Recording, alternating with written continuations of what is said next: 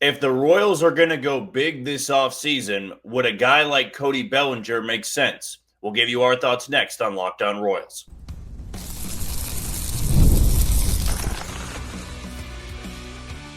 You are Locked On Royals, your daily Kansas City Royals podcast. Part of the Locked On Podcast Network, your team every day.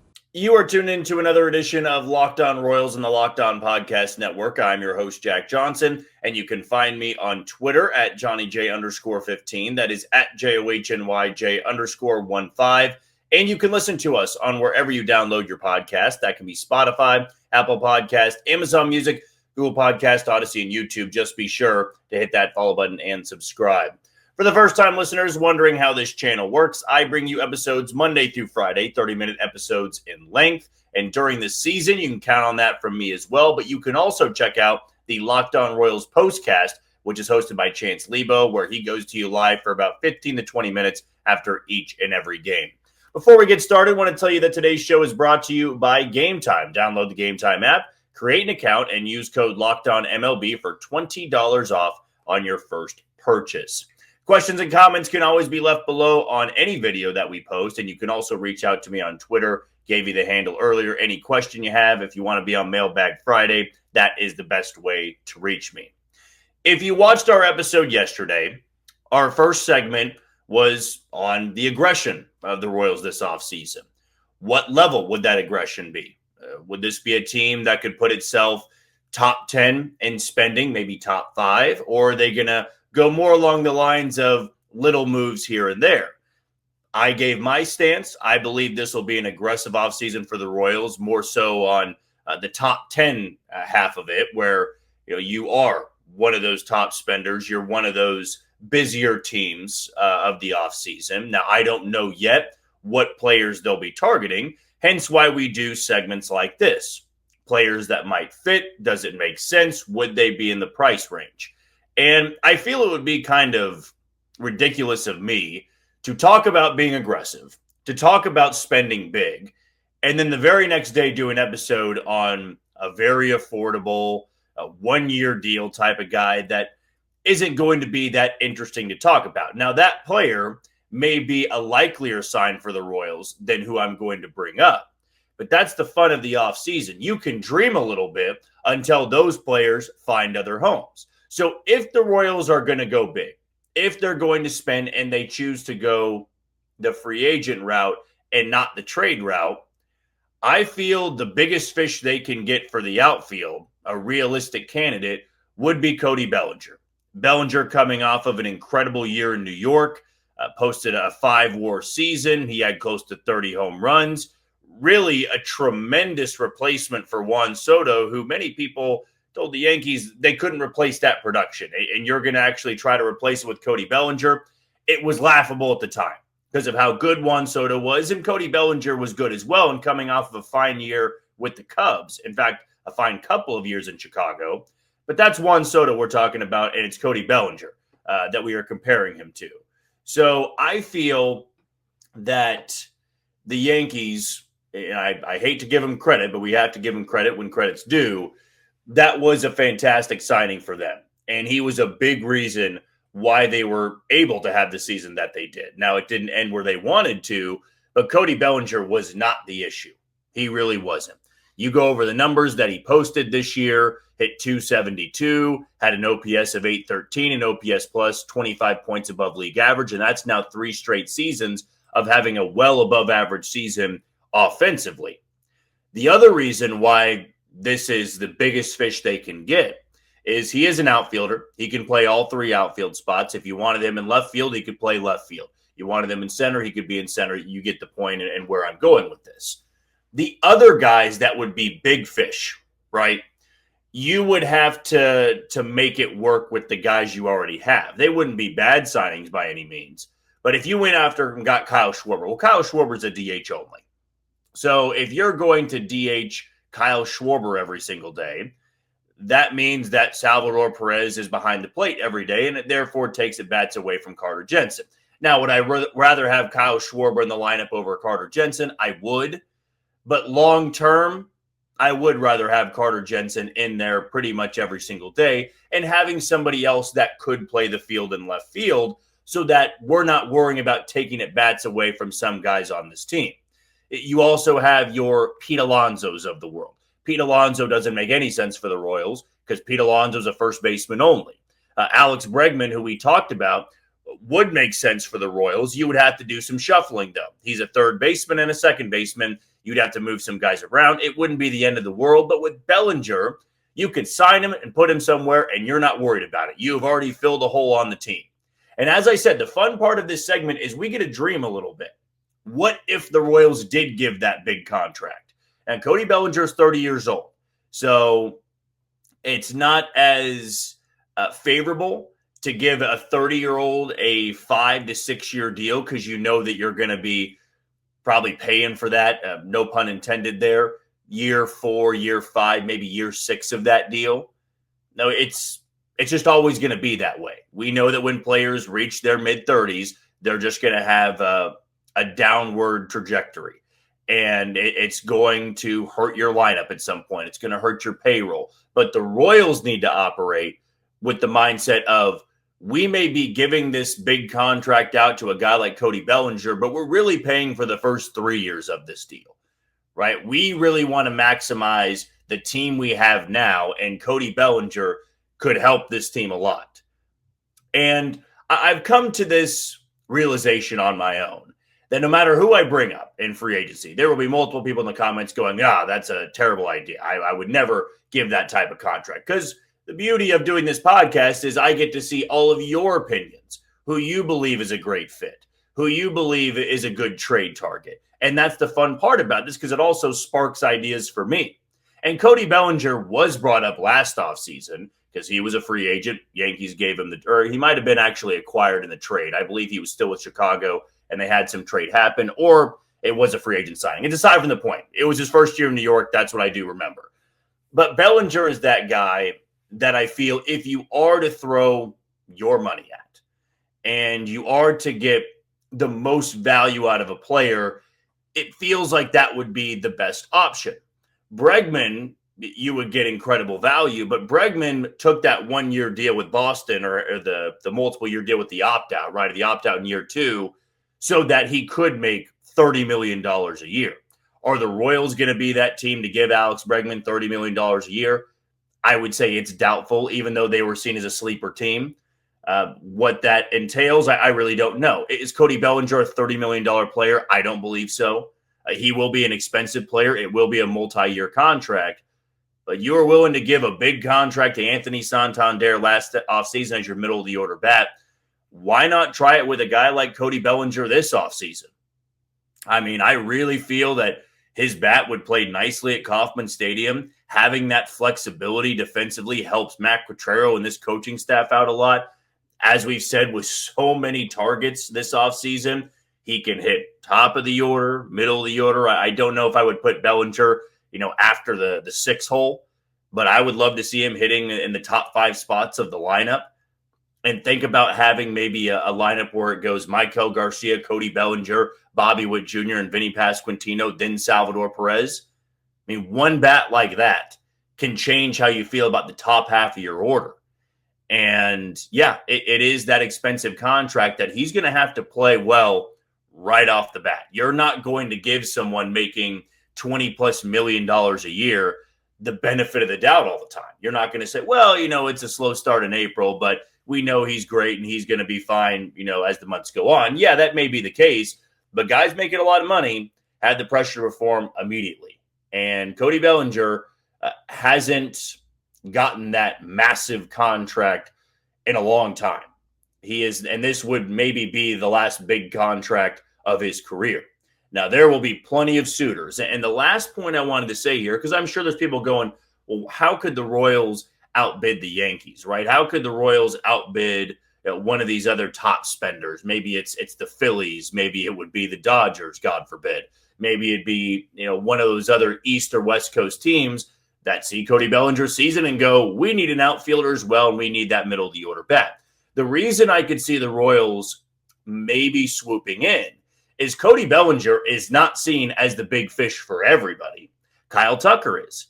Kyle Tucker's that corner outfield bat that I'm sure the Yankees are going to try to go and get as well.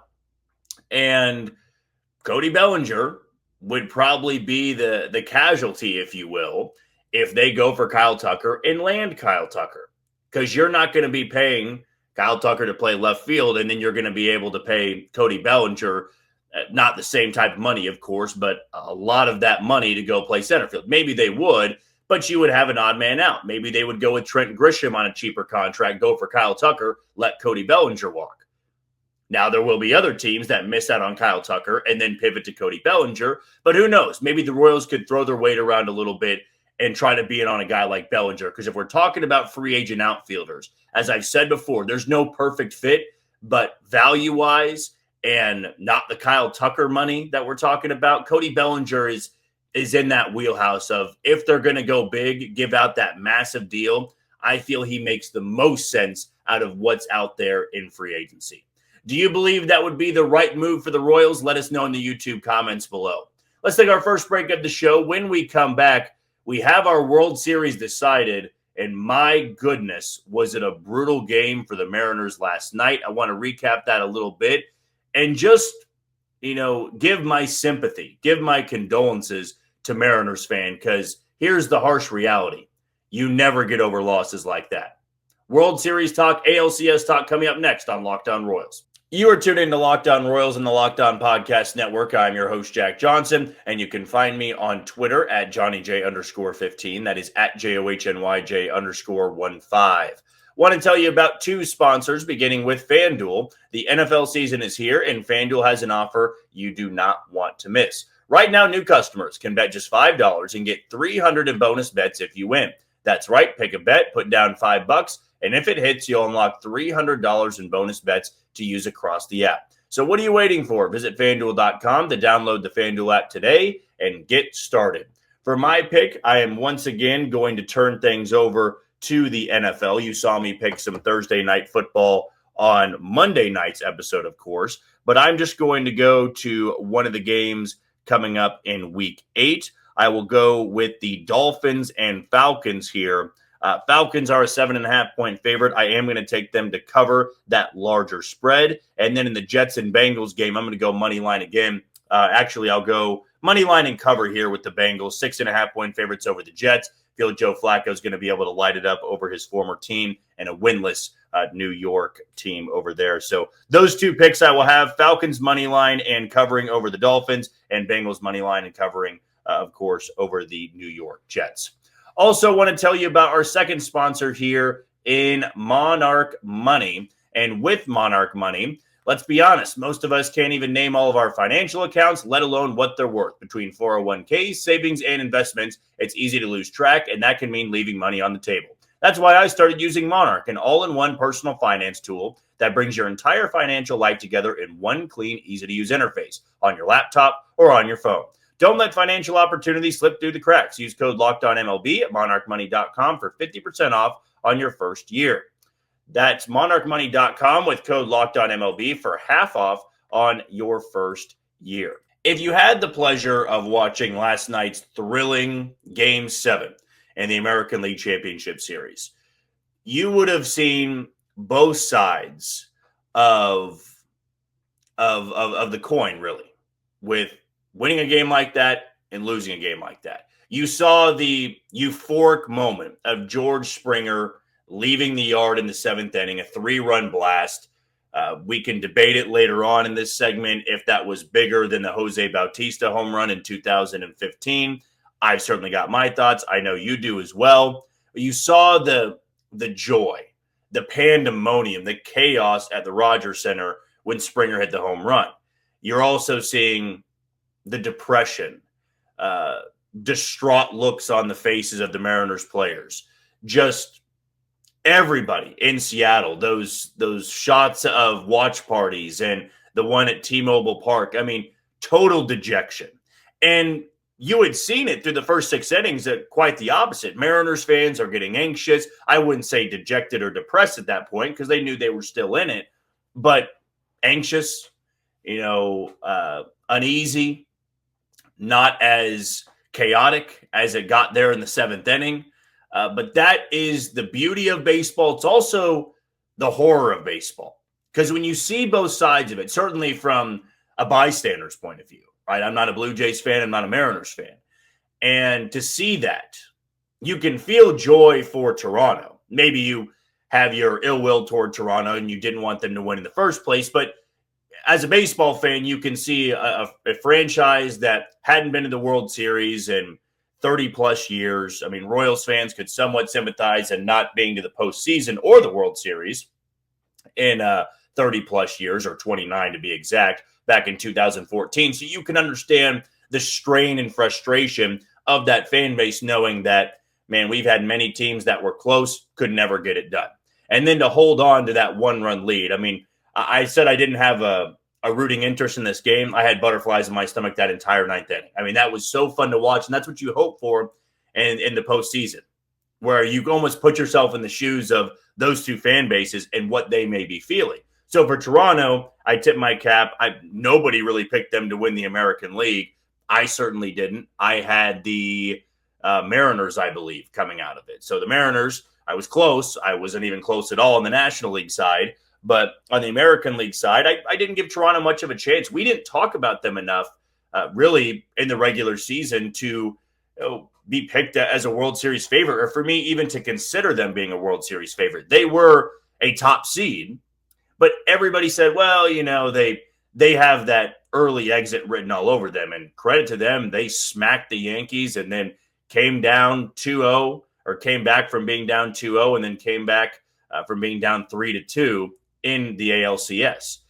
And so now to lead me into the other point here with the Mariners, I cannot imagine waking up this morning, going to work, going to school after watching that last night. If I was a Mariners fan, I could not imagine it. And our final segment will be about losses that haunt you, but the harsh reality of this, because you'll have the friend, the parent that tells you, oh, you know, give it time. Those wounds will heal. You'll feel better in a couple of weeks. Your life goes on. That's the thing with sports. These games are played again. You have a chance to do it again. But that's also the other part to this. You don't know if you were going to get back to that point again, right? Even though it's a baseball podcast, I'm going to bring up what Dan Campbell said in the 2023 NFC Championship game in San Francisco. Detroit had that miracle season, became America's darling, and they lost. They blew that game. They were up big, blew that game late, and he said, maybe the most candid and honest thing I've ever heard a coach say in a post-game presser, which was, that might have been our only shot. We hear coaches all the time, well, we'll be back, right? We'll be back. You don't know if you're going to be back. And for a Mariners franchise that has never been to a World Series, I cannot imagine the pain. I really can't. You had a year where they were unbelievable, so talented, great chemistry with that team. Front office put the chips in. They made deals at the deadline, an elite pitching staff, a great bullpen. And if you would have told me after that Eugenio Suarez home run in Game 6, the Grand Slam, or Game 5, excuse me, the Grand Slam, the final home game of the year for the Mariners, if you would have told me the Blue Jays win that series, I would have called you stupid. It would have been harsh, and I don't call people stupid, but I would have had to say that. I would have had to have talked you off the ledge of believing the Mariners were going to blow that series, even though they were going back to Toronto and they were down 3-2. They had won the first two in Toronto, and all they had to do was win one of them. And I thought they had the pitching matchup in both of those games. And when you have a moment like that, it can crush the other team. But Toronto is a team you just couldn't bury, even as we saw in Game 7, where you had him buried for 6 innings. And then George Springer, who's done it so many times in his postseason career, flips the game upside down. But I truthfully feel so gutted for Mariners fans, because back in 2014 with the Royals in Game 7 of the World Series, to be 90 feet short of tying it, you had that moment creep into your head of, will we ever get back here? And of course they did. They won it the very next year. So they lived up to that, we'll be back. But that's not how sports always works. You have a team that makes a remarkable run, and then you're not back for a long, long time. And for a franchise that, yes, was looking to win the whole thing, everybody's goal is that, especially when we make it that deep into the postseason. Sometimes just winning your league, you can, fly a flag for. You can celebrate that. We were the American League champs. The part that stings about this is you don't have that luxury of even saying you won the American League pennant, and your World Series drought continues. And I thought Cal Raleigh summed it up in the way that many Mariners players are feeling. I hate to use the word failure, but this was a failure. And when you get that close and you have a lead in that series, you were 2 wins away, 2 games into this series, and you blow it, I can't imagine what they must be going through. And you can feel for that as, a fan base that went through a lot of suffering for a long time. And the Mariners had an extraordinary year, not just record-wise and how deep they made it, but the season some of their players put up. Is Cal Raleigh going to hit 64 home runs again? Maybe he does, but there's also a high chance that never happens again. There's a chance that the Mariners don't go all in like that at the deadline. There's a chance they don't get Josh Naylor back. There's a chance they don't get Eugenio Suarez back, Jorge Polanco, which is why in baseball they always say, man, when you get there, it is so vitally important to cash in on everything. Like when you have everything go right, you can't end the season and say, well, we gave it our best effort and we can be proud of that. Yeah, you can be proud of that. But those are the type of seasons you've got to capitalize on because it feels like that magical season. Mariners still put together one heck of a run. They became a lot of people's favorites. That 15-inning game was remarkable. But last night, you saw both sides of it. Unbelievable joy for the Blue Jays and just unbelievable horror for Mariners fans once again. Who are you going to pick to win the World Series, the Dodgers or the Blue Jays? Let us know in the YouTube comments below. Let's take our final break. When we come back, we are going to talk about the losses that haunt you and if you can really get over them. That's what we'll go over next on Locked On Royals. You are tuned into Locked On Royals and the Locked On Podcast Network. I'm your host, Jack Johnson, and you can listen to us on wherever you download your podcasts. Want to tell you about the title sponsor in Gametime. There's nothing like catching a baseball game live. Just ask Blue Jays fans. The energy, the crowd, the chance to see your team in person. But actually getting tickets, that's the tough part. Queues, login screens, surprise fees, it takes all the fun out of it. That's why I use Gametime, the app that gives the advantage back to the fans. Gametime is fast, easy, and backed by the Gametime guarantee. You'll always get 100% authentic tickets delivered on time and at the best price. Plus, all fees are included, so the price you see is the price you pay. Download the Gametime app, create an account, and use code LOCKEDONMLB for $20 off on your first purchase. Those terms apply, so again, use promo code LOCKEDONMLB for $20 off. Swipe, tap, ticket, go, and download Gametime today. Maybe I already answered my question that I teased before I went to break, which was, do you ever get over losses like this, right? And I scrolled through, Twitter has a way of doing this where if you search, a team's video, they start giving you on the For You page, they start giving you, that fan base's Twitter. And I saw a lot of Mariners tweets last night. And nobody, and I don't blame them one bit, I didn't see one tweet that was so thankful for the ride, so thankful to watch this team and have this October. It was truly a remarkable memory. And it is one of those things where a month from now, 2 months from now, you are able to say, you are able to say publicly, and maybe you're just a total optimist and you're never, brought down by these things. You can get over losses quickly. Unfortunately, I've never been able to be that person. I have never been able to be that person to turn a game off and just go do something else and not even worry about it anymore. It is a personality trait I wish I could take from other people, but I can't. Losses really stick with me, and losses like last night never would have left me. I would be telling my kids and grandchildren about that game being the most pain I've ever felt in a sports game, right? Not the most pain you've ever felt in your life, right? You've been through much tougher, I'm sure. But last night, Game 7, no less, to have a lead and then it disappear like that. and it to be a one-run game and to know you had a series lead. Those are the losses that just unfortunately haunt you forever. We've all been there. We've all been there, whether it be baseball, basketball, or football, that you have a lead, you blow that lead, and it just sticks with you. And every time you see that highlight, every time Mariners fans will see George Springer, they will think of that moment. Every time they play the Blue Jays, they will think of that moment. In the same way, as a Royals fan, there will never come a time that they play the Giants I do not think of Madison Bumgarner. He is the first guy I think about when the Royals play the Giants. Now, if I watch a Giants game on my own, I don't think about Madison Bumgarner. I might think about Barry Bonds. I might think about Buster Posey. I might think about Tim Lincecum. Right? I could think about all those players. But when the Royals play him, it's different. And when the Mariners go to the Rogers Center next year, first thought they'll have. And maybe it's the earlier you just come to terms you're never going to get over it.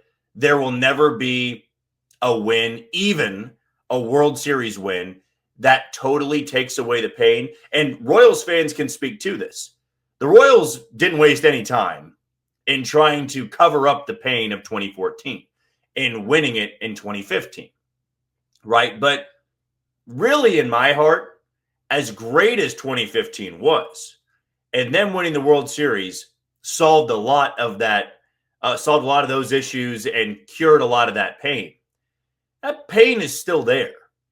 To lose in Game 7, to lose at home, to have what happened in Game 6, Yordano Ventura tossing a 7-inning shutout, the Royals bludgeoning the Giants, and then the very next night, they lose by 1 in Game 7.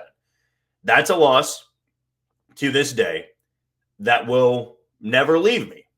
And I told people at the time, and I still stand by it, there is not a win, even a World Series win, that will completely, like I said, if it was the, I'm even blanking now on what will be the best medicine for it, but morphine maybe, right? That's pretty strong that we're talking about here. But 2015 definitely masked that, right? I don't think about 2014 every single day. I don't think about Madison Bumgarner every time the Royals play a baseball game, because when you have that flag fly, right, you have it raised over the Hall of Fame. You know that you won a World Series and you're not in any kind of drought. You're not cursed. You won the World Series. But that 2014 team was so special. And to lose in that way, you never thought they were going to lose. They were just riding this magic carpet, if you will, all the way to the World Series, sweeping everybody. And they ran into the Giants, who they actually had home field over, because the Giants were a lowly wild card team on the National League side, and they ended up losing that game. And so that is a loss that haunts me. The D Ford being offsides against the Patriots in the 2019 AFC Championship game, it's never left me. And the Chiefs have won 3 Super Bowls since then, but it never leaves you, right? And that's a part of being a sports fan that is so invested, and you just put your heart and soul into a team like that. And for the Mariners, they put everything into this team. And so you can understand the heartache, because even though Blue Jays fans are saying, well, what are you talking about, right?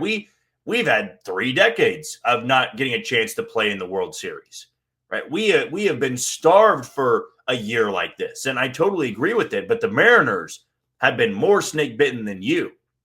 And so to come up short like that, it's really even painful to talk about from a bystander's point of view, right? Because you could see the faces of those fans. Now, maybe you're listening and you're an Astros fan or a Rangers fan, and you say, well, screw them. I don't care. I was rooting for the Blue Jays. And that's a part of sports as well, right? It's a part of the fandom. You had people last night that were laughing at the Mariners' misery. Looked like it was Julio Rodriguez that was screaming in the clubhouse after the game, that was caught during a Brian Wu interview. And those players understand. As long as they play, they will remember this team, and they will remember this game. And it's what makes sports, though, also so glorious. And baseball is the best at it, in my opinion, because it's such a long season. And if you do watch every single game, I mean, it's a grind. It's a marathon. And so when you lose a game like this, you're almost mourning a death. It feels that heavy if you are that invested, of course. There's some people that, they might have cried when the final out happened. Same thing goes in Kansas City. When Salvi popped up, there were people crying. There were people on their knees and just face to the pavement. There were people that maybe threw something at the wall. But it's because you were so invested from the start. And now you know that the season's over. So I absolutely feel for Mariners fans. I feel for any fan base that goes through that crushing, just wrenching loss that you never get over. But I will say this, speaking as someone who's gone through some heartbreaking losses before, and I know for many Kansas Cityans prior to this dynasty run by the Chiefs and the Royals winning the World Series, there was nothing but heartache. But let me know in the YouTube comments the loss you've just simply never gotten over, the loss that has haunted you to this day. Can't wait to hear the responses. That'll do it for another edition of Locked On Royals and the Locked On Podcast Network. I've been your host, Jack Johnson. Thank you for making Locked On your first listen every day. For your second, find the all-night Locked On MLB Game Night. Every game, every night, until a World Series champion is crowned. Get local analysis on a national scale and find MLB Game Night on Locked On MLB on YouTube or wherever you listen to your podcast.